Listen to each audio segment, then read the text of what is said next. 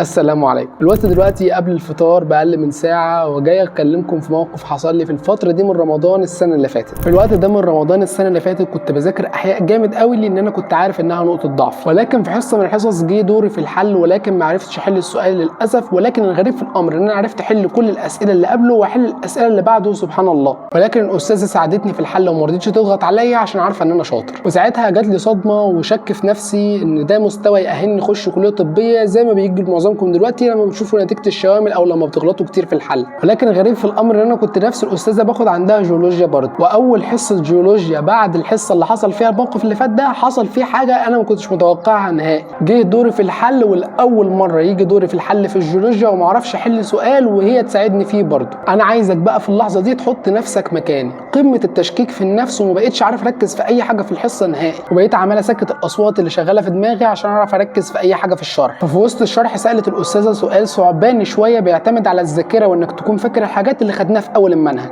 وكان السؤال مش موجه لاي حد وكان ممكن اي حد يجاوب عليه، ومن حيث لا تدري يا صديقي انا الوحيد اللي جاوبت عليه. ساعتها حسيت ان ربنا بيطبطب عليا عشان عارف اني ببذل اقصى جهدي وبعمل اللي بقدر عليه، وحسيت برضو اني مش لوحدي في الرحله دي وان ربنا ان شاء الله هيستجيب لدعواتي. الحمد لله في النهايه ربنا وفقني وحققت حلمي. فالخلاصه انك تعمل اللي عليك وتتيقن ان ربنا ان شاء الله يوفقك للخير ليك، وان ربنا يوفقك للخير ليك دي حاجه عظيمه جدا، لان هو يوفقك للخير اللي هو شايفه خير ليك مش اللي انت شايفه خير لنفسك. دي كانت خاطره جات لي من رمضان السنه اللي فاتت، قلت اقولها لكم يمكن تفرق مع حد فيكم وتديله بصيص امل في ظل تأنيب ضمير وشك هو عايش فيه. سلام.